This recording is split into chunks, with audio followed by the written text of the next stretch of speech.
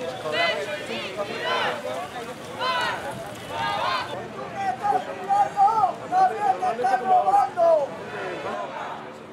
posible! ¡Otra Europa! ¡Es posible! ¡Otra Europa! ¡Es posible! ¡Está la cueva de Alibaba!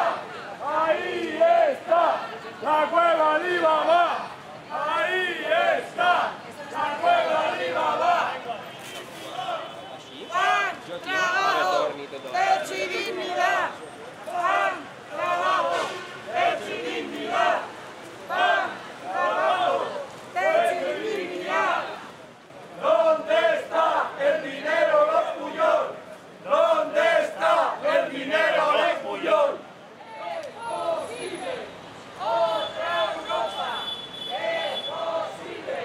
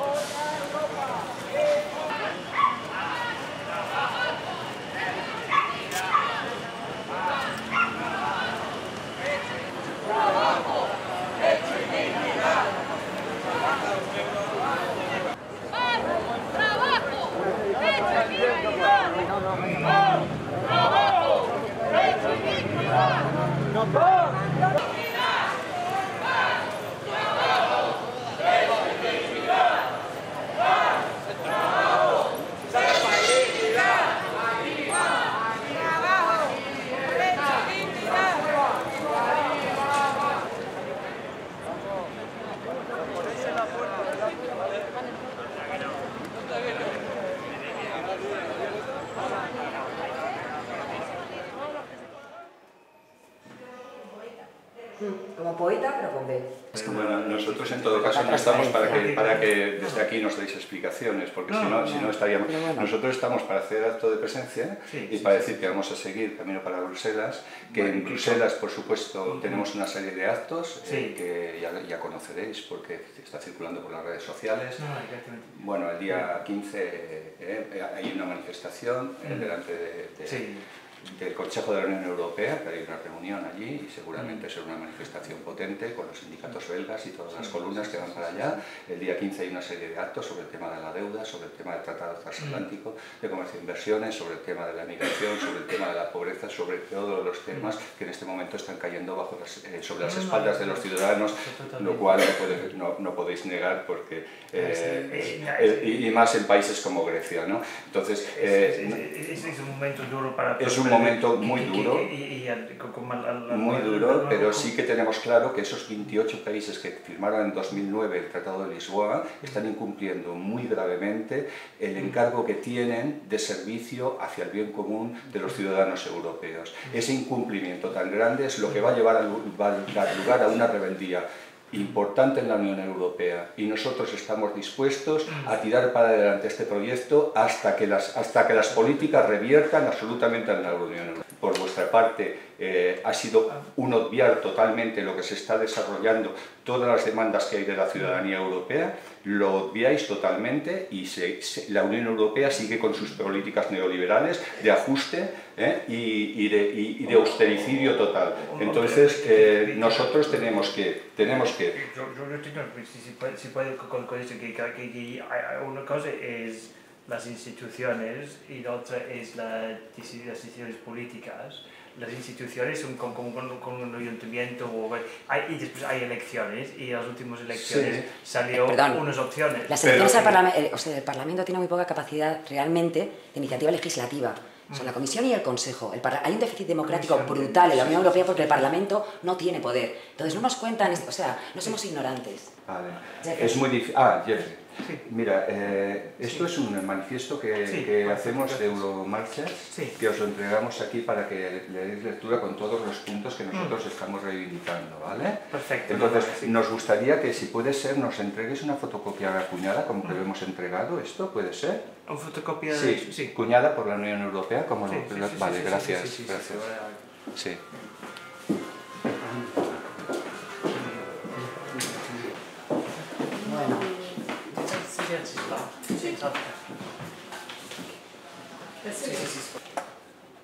¿Cree que nos dejarán acercarnos al Consejo? Y la Unión Europea parece que nos aportaba libertad y además era el pariente rico. Y siempre piensas que acercándote al pariente rico, pues te puede ir un poco mejor. Lo cual es un error morrocotudo, desde los parientes ricos hasta los países ricos. Pero bueno, es igual. Esto ha sido un error desde entonces. Yo no voy a hacer historia de la Unión Europea aquí, pero sí comentar que es un error que nos han vendido deliberadamente. La Unión Europea siempre, y subrayo el siempre, ha sido un proyecto del capital europeo apoyado por el capital de Estados Unidos, porque la creación de la Unión Europea tuvo también una parte importante de Estados Unidos. La Unión Europea nunca ha sido la Europa de los pueblos, ni mucho menos. Y muchas personas siguen, sin embargo, considerando que Europa es la tierra mítica de la leche y la miel. La Unión Europea, con sus instituciones, fundamentalmente con el Banco Central Europeo y con el apoyo entusiasta también del Fondo Monetario Internacional, que ha utilizado la coyuntura de la crisis para ocupar Europa en el término de instituciones, han constituido nuestra famosa troika, que todos conocemos lo que es, y realmente ya estamos, pues digamos, muy moscas con esto que la troika está haciendo dentro de todos los estados de Europa, muy particularmente con los estados del sur. Cuando el señor Zapatero vuelve el año 2010 de un viaje que hizo a Bruselas, cuidado que los de las marchas de Bruselas es muy peligroso, siempre te enganchan. La troika le dice a Zapatero, esto hay que hacer, y Zapatero dice, vale. La troika le dice a Syriza, esto hay que hacer, y como la situación era un poco más dura, Syriza dice no. Luego dirá que sí, pero hablemos del principio. Y entonces, en el Estado español, nuestros gobiernos, porque después Aznar reforzó todavía esta situación, nuestros gobiernos y nosotros hemos aceptado tranquilamente lo que la troika nos ha pedido. Y lo que no voy a decir es lo que suponen los recortes, la disminución de los gastos de sanidad, la disminución de los gastos de educación, la disminución de los gastos de asistencia a los más pobres, el que no haya dinero para la vivienda, etcétera, etcétera. Estos lo sabemos todos. Y hay una cosa que frente a esto tenemos que tener un poco clara, y es decir, no hay dinero para nada. Y nos han convencido, porque mucha gente sencilla dice, es que no hay dinero. Bueno, cuidado, somos más ricos que nunca. El Estado español, a pesar de la caída de la crisis, tiene doble riqueza que el año 1977. Y la población no ha aumentado en más que el 25%. Luego, per cápita nos toca bastante más por cabeza. Y entonces, yo creo que tenemos que volver a las grandes preguntas. Entonces, si no hay dinero, ¿dónde está el dinero? Es decir, están utilizando los recortes, por un lado, para disminuir los servicios y por el otro, para ampliar los negocios del capital privado.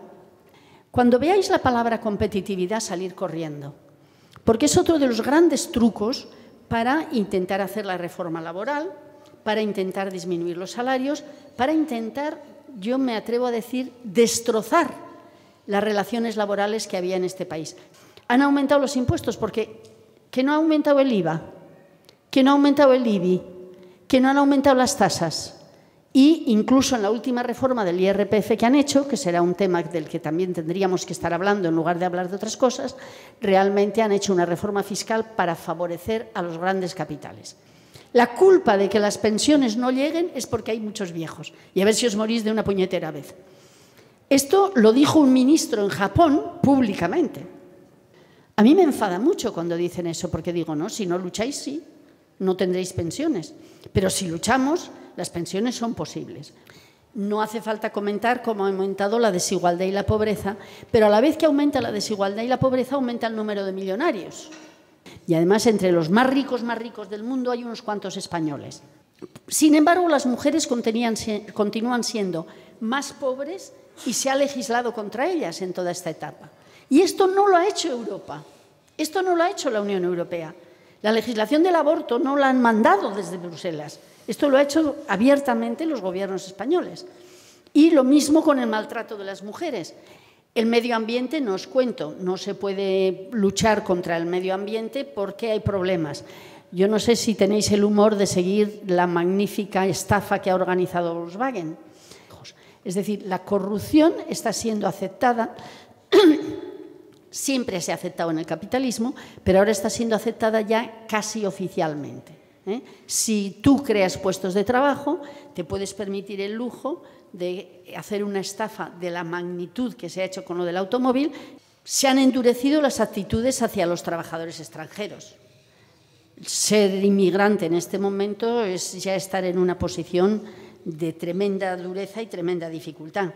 La ley Mordaza, bueno, y la hemos encajado. Ha habido alguna manifestación, pero la hemos encajado y ya estamos todos tranquilos y, bueno, pues sí, está muy mal, pero aquí estamos.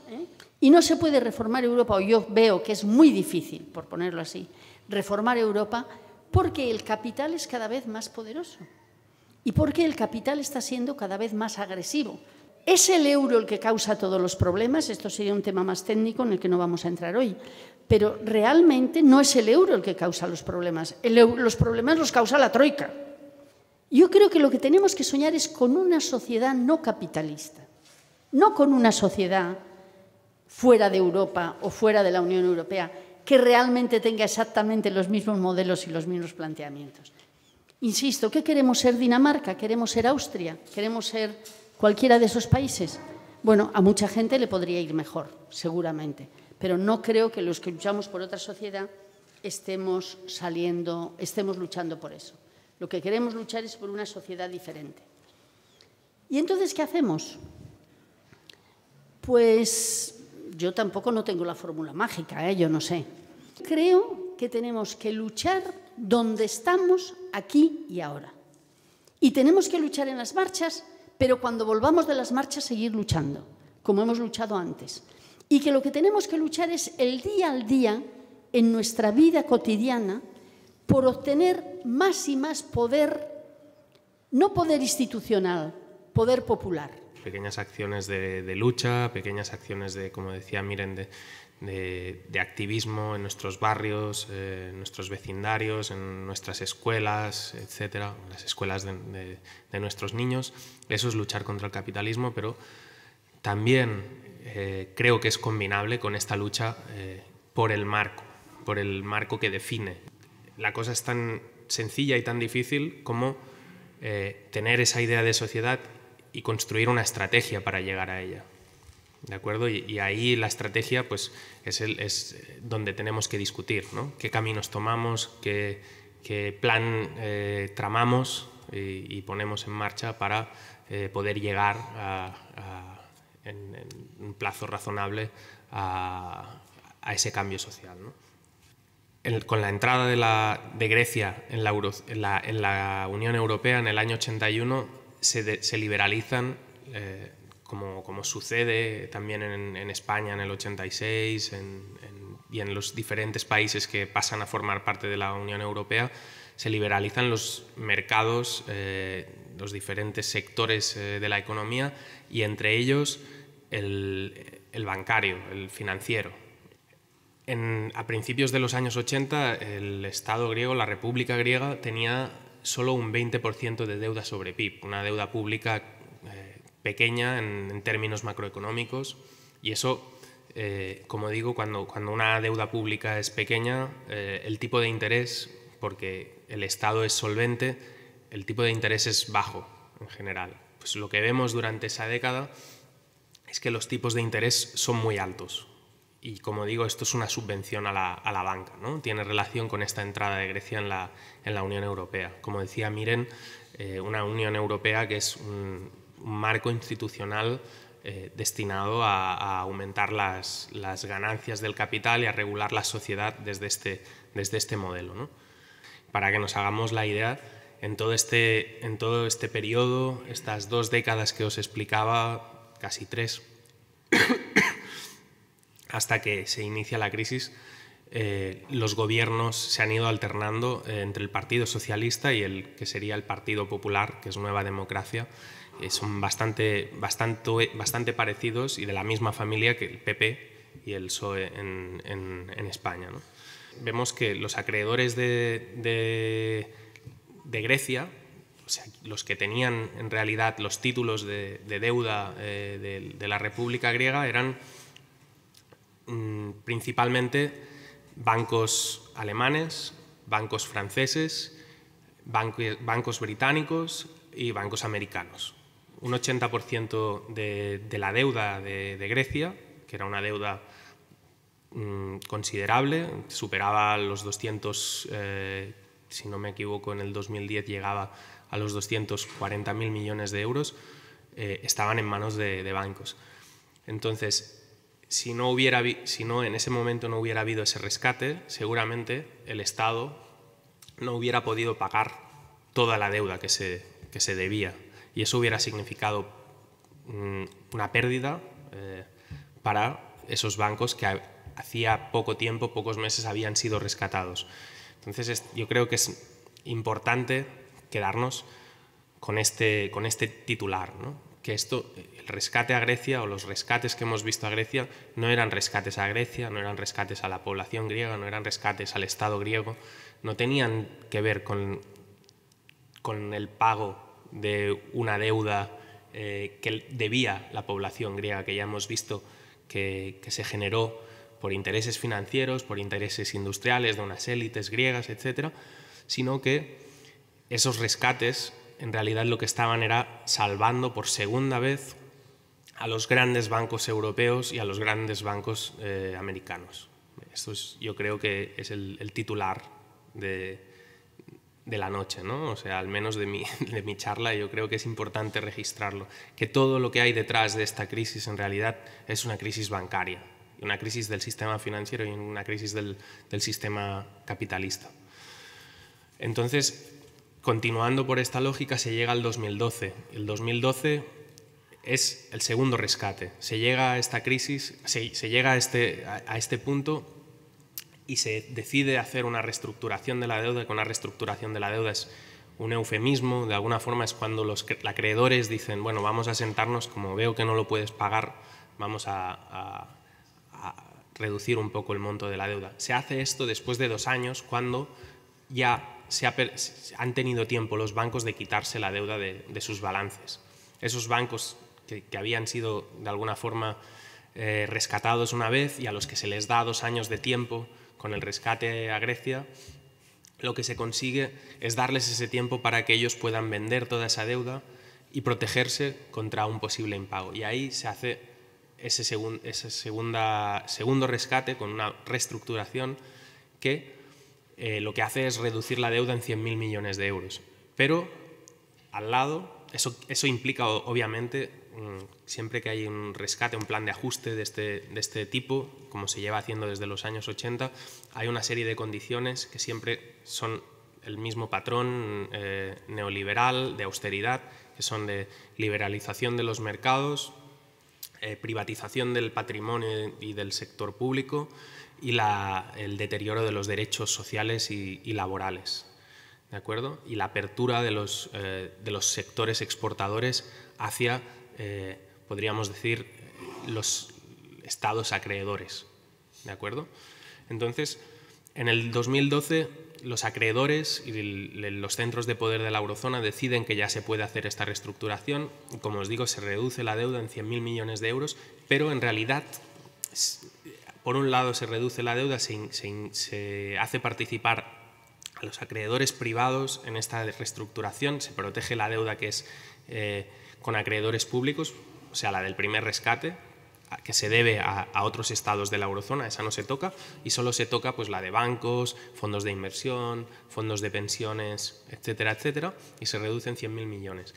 Pero se destinan del segundo rescate, del segundo préstamo, 70.000, alrededor de 75.000 millones a compensar, aparte de los inversores que tenían esa deuda.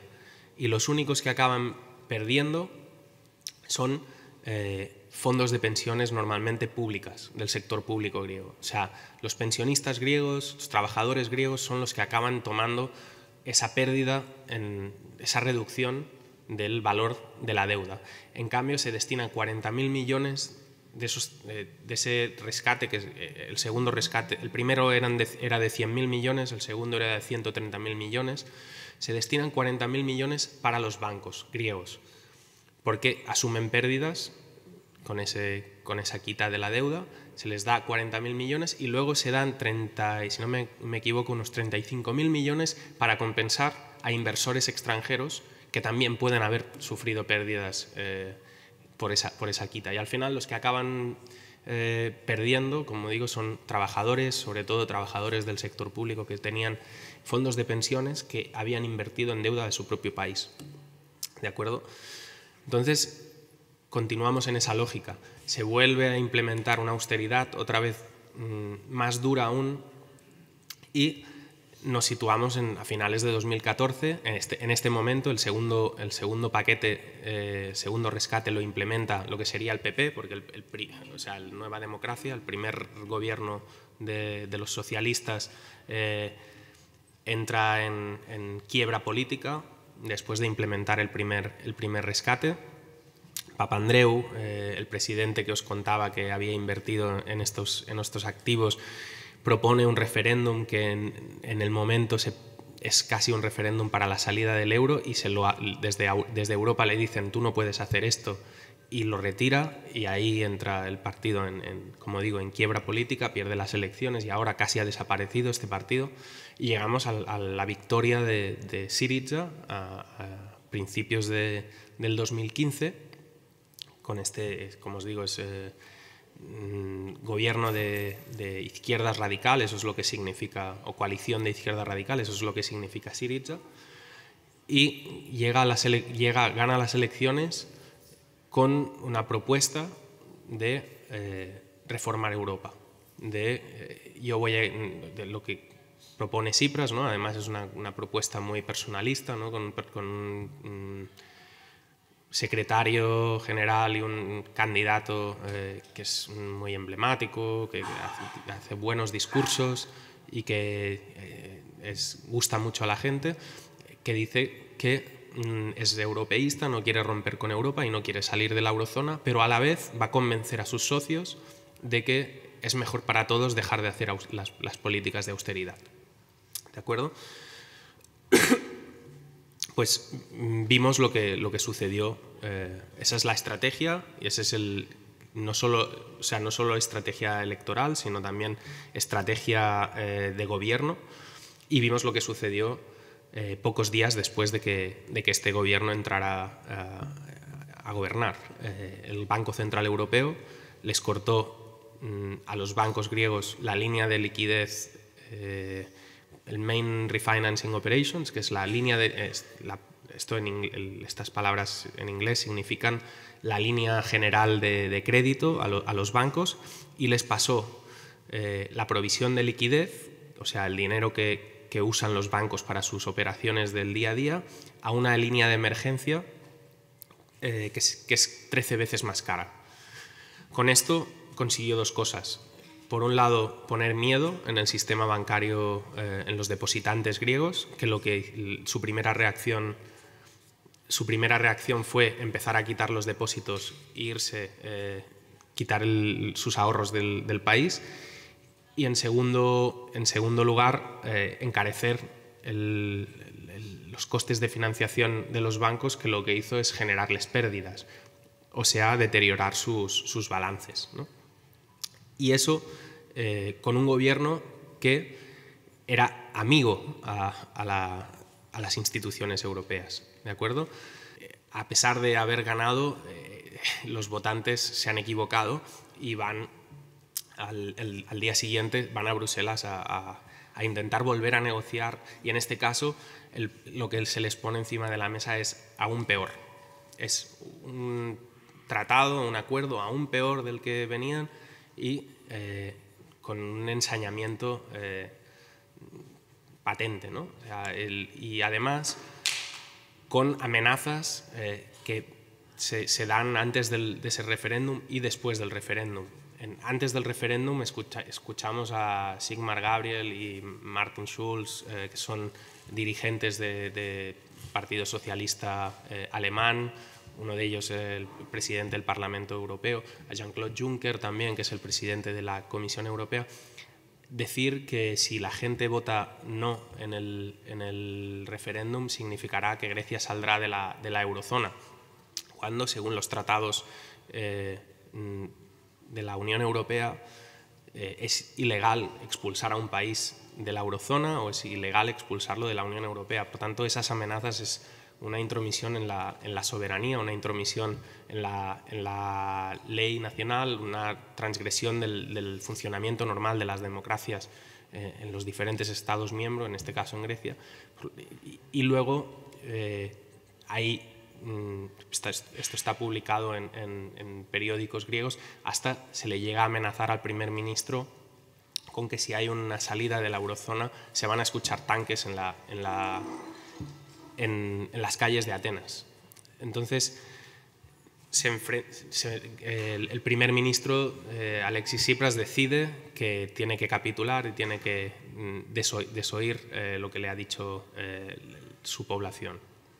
Y ahora el análisis, lo que yo aquí, la conclusión que saco después de estos meses ahí es que había alternativas, pero que la estrategia, y esto es un poco lo que nos concierne hoy, la estrategia de creer que se puede reformar esta Unión Europea, que se puede negociar, que se puede ir de alguna forma a conseguir una alternativa, que es lo que queremos nosotros, sin presentar nosotros un plan alternativo, es imposible. Muy buena noticia es que hemos conseguido el viernes pasado que el Ayuntamiento de Barcelona aprobara una moción en contra del TTIP, el CETA. El TTIP, es decir, el Tratado Transatlántico de Comercio e Inversión entre Estados Unidos y la Unión Europea, el CETA, que es el equivalente entre la Unión Europea y Canadá, y el TISA, que es el acuerdo o el intento de acuerdo internacional sobre comercialización de los servicios. El PP, en la discusión que hubo en el Ayuntamiento, acusó al Ayuntamiento de Barcelona de ser un ayuntamiento bolivariano. Pues bien, que sepáis que han aprobado mociones de este tipo ayuntamientos bolivarianos como Múnich, Ámsterdam, Viena, Lyon, Burdeos, Glasgow, Edimburgo, Milán, etcétera, etcétera. Están más de 1000 municipios bolivarianos. La oposición está creciendo a pesar de que ya llevamos más de 2 años y 3 meses de negociaciones en absoluto secretismo, y el TTIP es el intento de armar un nuevo sistema político en el que las instituciones públicas no tengan los mecanismos ni legales, ni presupuestarios, ni políticos para atender a las demandas populares. Es el intento de crear una nueva institucionalidad o de sobreponer a la institucionalidad actual de las democracias, entre comillas, nuevas instituciones como los tribunales, los llamados tribunales de arbitraje entre empresas y estados, en los que las empresas puedan demandar a los estados por atender a demandas populares, como por ejemplo demandar a un Estado por la renacionalización de empresas de agua, como en Argentina, demandar a Estados por poner en las cajetillas de tabacos que el tabaco perjudica la salud, como ha pasado con Philip Morris con Argentina, Uruguay, demandar a Estados incluso poderosos como Alemania por la reducción del programa nuclear, demandar a Estados como Egipto por la subida del salario mínimo. Eso es una cosa demandable ya, amparada por los tribunales, por los tratados del libre comercio. Y luego también una novedad que ha propuesto la Unión Europea a Estados Unidos, la constitución de un nuevo organismo de cooperación reguladora que englobaría a miembros de los 2 gobiernos, de Estados Unidos y la Unión Europea, pero también en el que participarían los grandes organismos empresariales de los 2 lados, y este organismo tendría la función de supervisar toda nueva legislación, tanto a nivel europeo como a nivel micro, digamos, de las administraciones, que pudiera perjudicar o pudiera entrar en colisión con los acuerdos a que se llegue. Podríamos hablar horas y horas de los diferentes aspectos de la vida a nivel de derechos laborales, a nivel de temas medioambientales, a nivel de seguridad alimentaria, de lo que afectaría también la privatización, esa aceleración en la privatización de los servicios, a las condiciones de vida, hacer recaer sobre las casas y sobre todo sobre las mujeres los efectos de la crisis, todo el tema de la afectación a la soberanía alimentaria y sobre todo a nuestro campo ya prácticamente en crisis terminal, todos esos efectos, pero lo más importante que creo remarcar es esta nueva constitución política, es prácticamente convertir lo que ha sido estos últimos años de autopista neoliberal y de privatizaciones, recortes, etcétera, convertirlo en una cuesta abajo sin posibilidad de retorno. Hablábamos con la alcaldía aquí, con los grupos que apoyaron, que cosas como que se pretenden ahora en los nuevos ayuntamientos, como remunicipalizar servicios de agua, de sanidad, etcétera, no serían posibles con el TTIP. Replantear algunos contratos públicos con empresas exigiéndoles que cumplan los derechos laborales no sería posible, etcétera, etcétera. Por eso decía antes que la campaña contra el TTIP es una campaña hermana de las euromarchas, pero también es una campaña hermana porque nos hemos planteado esta lucha de la única forma que es posible, desde lo local, desde lo más local, con estas propuestas de mociones en los ayuntamientos, pero a nivel europeo, porque es fundamental y es básico y cada vez tendremos que plantear a este nivel las coordinaciones y las luchas. Pienso, como digo, que es posible que lo logremos parar. El problema no está aquí, el problema es de que si lo logramos ya estarán preparando un plan B. Y el problema, como os insinuaba Sergi y Miren, es saber qué plan B tenemos nosotros y nosotras, los pueblos de Europa. A todos los niveles, porque de la derecha ya esperábamos todo, pero no lo esperábamos de ellos. Ellos estuvieron soportando eso, pero fracasaron las políticas neo-keynesianas y se pasaron descaradamente al liberalismo. Entonces, yo sobre el tema de la deuda, a ver, yo creo que la deuda se ha generado fundamentalmente por una serie de políticas que han venido, como sobre todo por el tema de la fiscalidad. Sabemos que hay muchos que dicen que si la fiscalidad hubiera sido otra, la deuda no se hubiera generado. Pero, sin embargo, la fiscalidad, aquí, por ejemplo, en este país hemos sufrido, desde el 78, de la primera ley de reforma que hizo UCD, hemos sufrido no sé cuántas reformas. La penúltima fue la de Zapatero en el 2006. ¿No? La penúltima reforma de Zapatero, en que bajaba el impuesto a sociedades, en que bajaba el número de tramos del IRPF, etcétera, etcétera, etcétera. Subían luego el IVA y tal. La fiscalidad siempre cae a los de abajo, pero, sin embargo, bueno, nosotros en ATAC consideramos de que la fiscalidad ha de ser justa, pero además ha de ser suficiente, y ha de ser suficiente precisamente para mantener una garantía de bienestar para la gente, para toda la población, ¿no? Lo que pasa es que, claro, la fiscalidad cae en la gente de abajo. A ver, el capitalismo está muy crecido hace muchísimo tiempo. Abordar el capitalismo hoy es una cosa como decir, ¡buf! Vaya empresa me ponéis encima, ¿no? Vaya empresa me ponéis encima a unos cuantos con conciencia crítica, cuando la sociedad aquí en Cataluña solamente el 17% ha votado a partidos de teórica izquierda en Cataluña, ¿vale? Y eso se soporta muy mal. Entonces, puede ser que el TTIP, la sociedad, estemos en posición de pararlo en estos momentos, como se paró en Seattle el Acuerdo Multinacional de Inversiones, ¿vale?, que es paralelo. El TTIP es mucho más descarado que el Acuerdo Multinacional de Inversiones todavía, ¿no?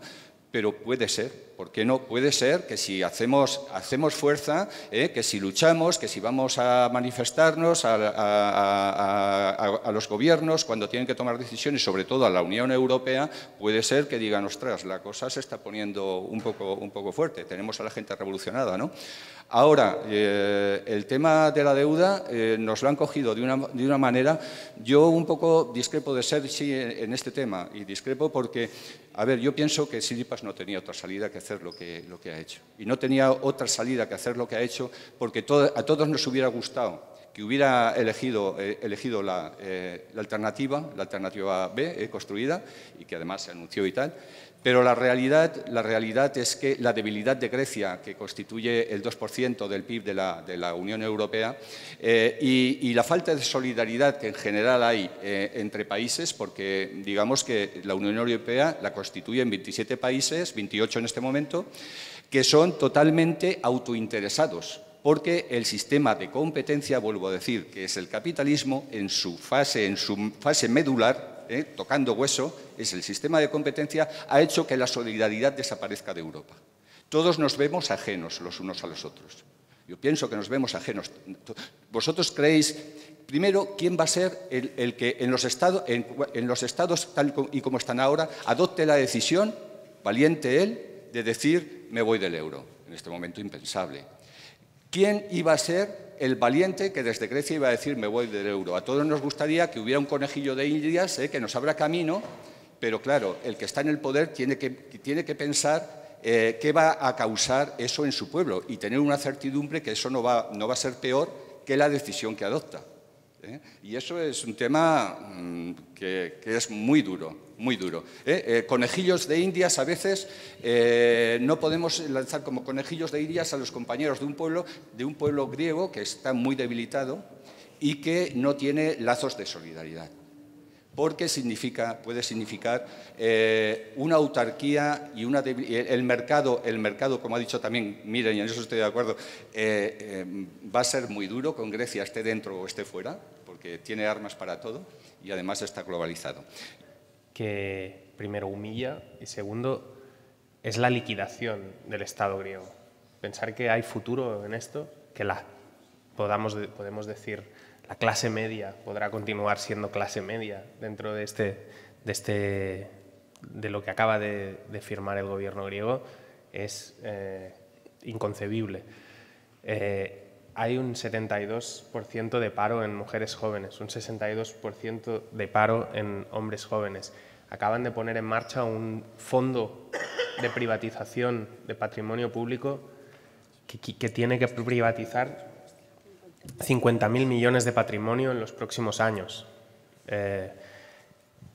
Durante estos años, llevan 5 años de austeridad, solo se han recogido 4.000 millones con muchas privatizaciones.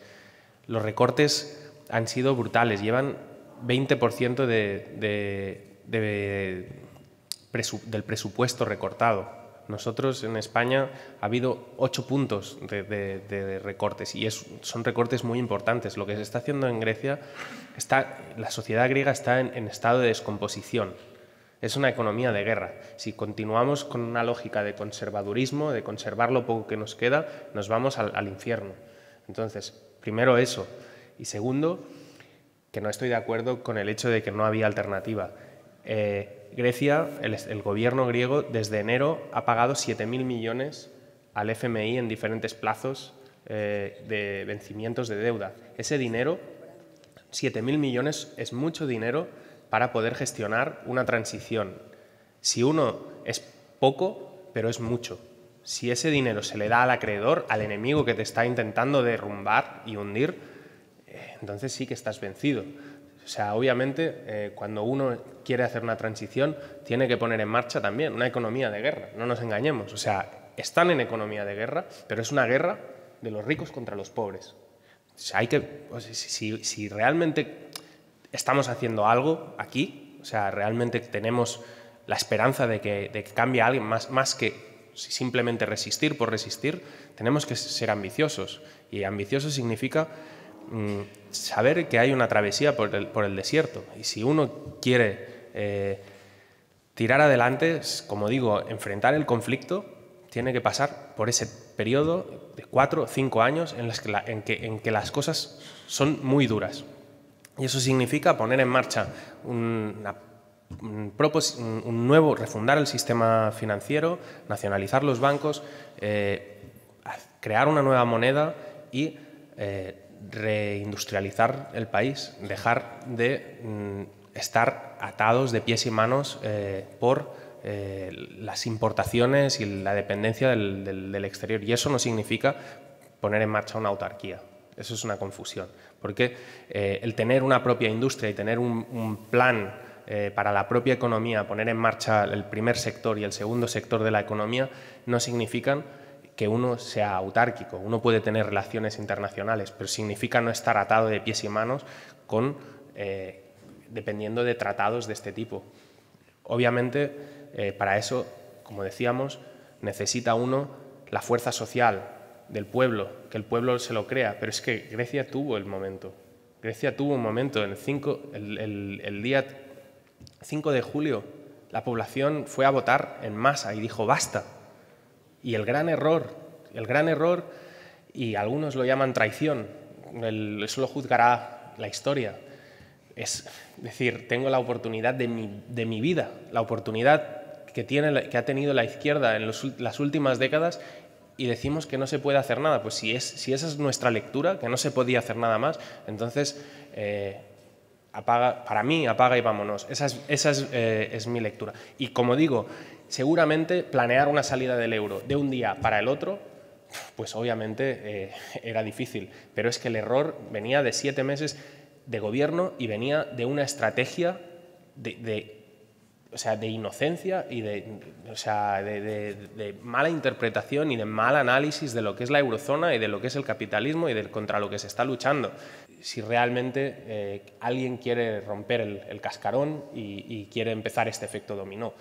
Si creemos que hay que hacerlo y tenemos que ponernos todos de acuerdo, que es el planteamiento de la reforma en Europa, ¿no? Tenemos que poner de acuerdo que son 28 gobiernos y que en cada país haya un gobierno de izquierdas, suficientemente de izquierdas, y tenemos que esperar a que se alineen los astros, y cuando tengamos a los 28 o 29 gobiernos de izquierdas que estén gobernando y que además hayamos ganado las elecciones del Parlamento Europeo, que en este momento un 80 o un 90% están en manos del PP y el PSOE europeos, entonces empezamos a pensar de cómo reformamos Europa.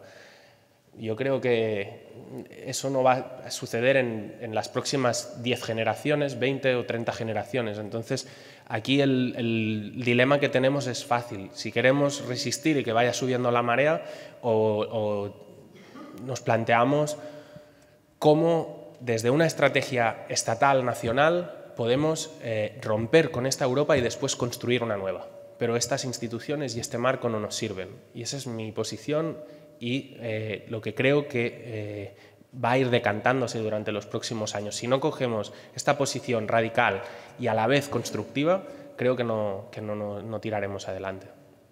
Vale, de acuerdo. Una cosa va por delante y es el proyecto de la construcción de esta movilización, que nació en alguna medida en Aragón, se vio completamente torcido en lo que eran sus tiempos, precisamente por los acontecimientos de Grecia. Nosotros estábamos trabajando desde la Asamblea de Mérida de Marchas de la Dignidad, que se celebró en mayo-junio del año pasado, del 2014, en la idea de que es imposible, por lo menos eso opinamos un sector de gente, derrotar las políticas de austeridad, y para que nos entendamos genéricamente, ¿no?, que se están practicando en la península ibérica si no se abre el frente europeo. Lo que pasa que vimos una cuestión, cuando de repente, por los vericuetos que tiene la política griega, se disuelve el Parlamento griego y convocan elecciones anticipadas, dijimos, bueno, está claro lo que va a suceder, porque los indicadores electorales están marcando como muy posible una victoria de Syriza. Y ya sabemos lo que van a hacer con Syriza, con sus dirigentes, no porque tengan especial interés en hacer sufrir al pueblo griego ni a los dirigentes de la izquierda griega, sino porque sobre el pueblo griego se está pilotando la negociación con otros países de la Unión. Entre ellos, uno en el que yo me reconozco, que es evidentemente el Estado español. Esto nos llevó a que teníamos que modificar inmediatamente los tiempos y hay enormes vacíos y acciones a contrapié en esta iniciativa, pero por una cuestión, porque a nosotros en ese momento se nos planteó la disyuntiva, ¿qué hacer? Lo hacemos todo sobre los tiempos adecuados, como nos recomiendan nuestros compañeros europeos. No corran ustedes, como siempre los españoles que parecen del ejército de Pancho Villa, o intentamos buscar una convergencia cuando sabemos que van a por los griegos en la movilización. Y dijimos, hay que acelerar las cosas y así lo planteamos en el foro de Alter Summit. Entonces, quiero decir, sin embargo, fijaos qué complejo es mover todo esto. Cuando decías, ¿qué vamos a hacer? ¿Esperar hasta que triunfe la izquierda en todos sitios? Sergi, en ese sentido yo respeto el impulso y la energía que tienes como una persona que tienes 30 años menos que yo seguramente, pero yo creo que también es bueno y en ese sentido igual me parece que Miren con todo su pesimismo positivo ponía las cosas más en su sitio. Tenemos que ser también sensatos en una cosa que es evidente. ¿Cuál es la correlación de fuerzas que hay? Y la correlación de fuerzas que existe en este momento entre los intereses de la mayoría de la ciudadanía en Europa y el capital es clarísimamente desfavorable para nosotros, muy clarísimamente desfavorable. Y eso no es un elemento accesorio, eso forma parte de las reglas del póker que se está jugando ahí. Y de eso no nos podemos desvincular, eso es lo que hay. Yo ya sabía que esto se iba a producir lo uno y lo otro, no porque fuese muy listo, porque la correlación de fuerzas que existía marcaba cuáles eran las posibilidades en las que se estaba moviendo cada cual. Y claro, ¿cómo no van a pisar los elefantes a la hormiga? Ahora, ¿qué puede hacer la hormiga? En todo caso, salirse de la sala de baile es una opción en todo caso, pero entonces discutamos si salimos, no salimos de la sala de baile o qué hacemos.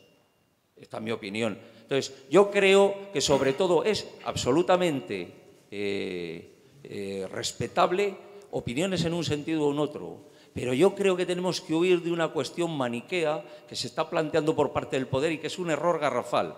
A ver si va a resultar que el criminal es Tsipras. En vez de la sinvergüenza de la jefa del Fondo Monetario Internacional, que es la que se forra a costa de meternos la mano en el bolsillo y la que realiza operaciones de castigo, de ablandamiento sobre la izquierda griega, con la sana intención de que eso se haga extensivo, como se hace en los castillos de naipes, al resto de la izquierda, golpeando a todos, porque en este momento de lo que sí que está claro es que no hay espacio para la justicia en esta Europa. Yo únicamente pido eso, no convirtamos en el criminal a Tsipras, que los criminales están claros que son los otros. Después de haber pasado el panorama de que en estas elecciones plebiscitarias aquí en Cataluña han logrado que desaparezca la izquierda-derecha por la cuestión identitaria. Entonces, hace falta un buen análisis y unos ejemplos de lucha, al menos. Es decir, la revolución que hubo en Cuba también era en contra de la correlación de fuerzas, la de la Unión Soviética lo mismo. Ahora estamos en una situación no solamente de crisis económica, sino de crisis de civilización. Estamos a punto de entrar en un abismo. Hace falta un freno para evitar caer en el abismo, que puede ser medioambiental, puede ser financiero o puede ser nuclear. No hay tiempo, no tenemos, por desgracia, ningún ejemplo de lucha. Yo lo que me sorprende es estos compañeros de las marchas que en el fondo son vanguardia por el hecho de participar en ellas, que tengan este discurso tan cauteloso, porque de esa manera, porque no tenemos referentes de lucha. Aquí en Cataluña logramos encerclar el Parlamento. El MAS tuvo que entrar en el helicóptero y ahora está convertido en un héroe. Entonces, lo de Tsipras, se necesitaba una izquierda que sea un referente de lucha al menos. Y si no tenemos ningún referente, pues ¿qué hacemos? Ante una situación dramática, no hay tiempo. Entonces yo estoy de acuerdo con el compañero Jordi y le agradezco mucho su intervención porque creo que está sabiendo camino.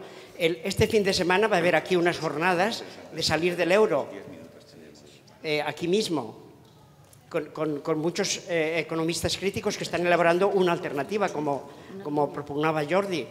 Hay una alternativa y hay que prepararla y hay que aglutinar una serie de fuerzas. No podemos hacer un discurso desde nosotros cauteloso. ¿Por qué criticamos la actitud de los socialdemócratas que se han pasado al neoliberalismo y ahora estamos justificando a Tsipras? No es criminalizarlo, es simplemente lo que ha dicho, que no se ha aprovechado de la fuerza del pueblo, ¿no? Yo simplemente la visión que tengo por la que lanzamos estas Euromarchas sencillamente estamos por abrir un movimiento. O sea, la solución ya veremos, pero no va a haber solución teórica, va a haber solución práctica sobre la base de correlaciones de fuerza.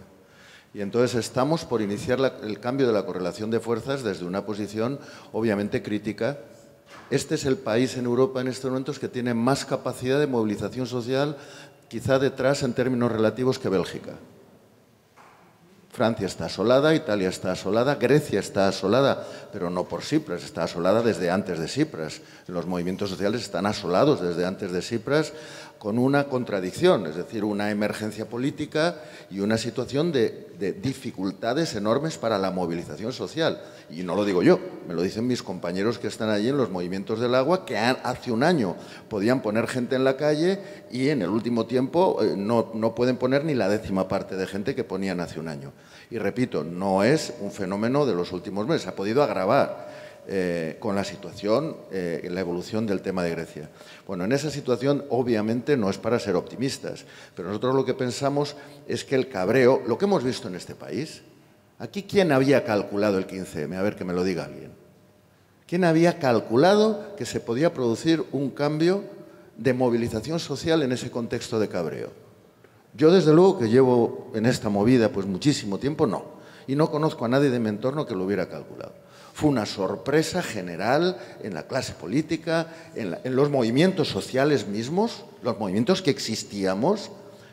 Fuimos los primeros en ser sorprendidos por la reacción de sectores amplios de la juventud, cabreados y desesperados.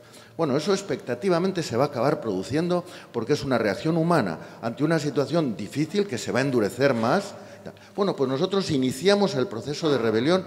Eso lo hemos discutido en Alter Summit, en donde se reúne lo que queda del desastre y está todo el mundo de acuerdo. Y nadie propone nada. Lo único que se ha propuesto es las Euromarchas, que al principio se miraron con un cierto escepticismo, diciendo es una buena idea, pero esto es una berza de los españoles. Bueno, pues sí, tal vez. Y al final se ha acabado entendiendo y se va a producir un fenómeno interesante en los 3 días que se van a producir en Bruselas. Ya lo veréis. Va a ser interesante, va a tener perspectiva. Y si eso es así, el año que viene volveremos, lo avisamos. Muy pocas etapas de la historia que no fueran prerevolucionarias ha habido más instancias de lucha que no es la tradicional. Pero grupos pequeños, gente intentando hacer cosas, como las marchas nos lo demuestran, movimientos sociales, grupos que se organizan, lo que evidentemente no es la lucha tradicional de partido, sindicato, dirigente, no sé qué, porque ya no nos gusta. Pero luchas hay más que nunca. Se podría elaborar muchísimo más esto, pero no nos da tiempo. Segundo, yo creo que han quedado claras como 2 líneas, y yo digo 2 líneas grandes de lucha, y las 2 son líneas de lucha. Una es la lucha más macropolítica, más institucional, que puede ser el euro, la Unión Europea, el TTIP, o sea, una serie de luchas que yo creo que hay que tener en cuenta, que hay que luchar por ellas. Y después está el tema de decir, pero cuidado, tenemos necesidad de debates, pero no debatamos el seso de los ángeles, sino que seamos también conscientes de que no tenemos en este momento poder popular, como decía el otro compañero, y lo que tenemos que desarrollar enormemente es el poder popular. Pero reforzar un poder popular sólido, con formación, con preparación. Y en ese sentido creo que es importantísimo también que las iniciativas como las marchas se potencien y aumenten y hagamos más esfuerzos por organizarlas y tirarlas adelante. Porque una cosa son las instituciones, vale, dejémoslas, trabajemos allí si nos gusta o si nos parece que son importantes, pero sobre todo tenemos que trabajar en la base. Y solamente desde ahí generaremos más poder popular para poder hacer mejor lo otro. Y luego un elemento sí que me parece muy importante, que ha sido mencionado por el compañero, necesitamos una coordinación a nivel europeo. Y entonces yo creo que podemos recuperar la voluntad de lucha, de trabajo desde abajo, con ilusión y ya llegaremos después más a la vez más arriba.